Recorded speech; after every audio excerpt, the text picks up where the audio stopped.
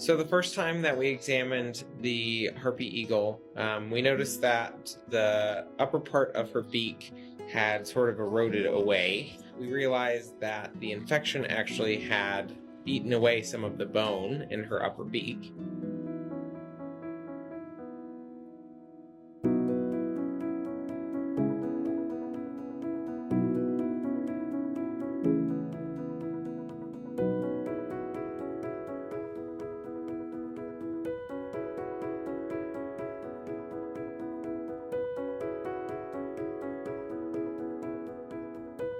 So we had to get the infection under control first, because we didn't want to put a prosthetic over potential infection.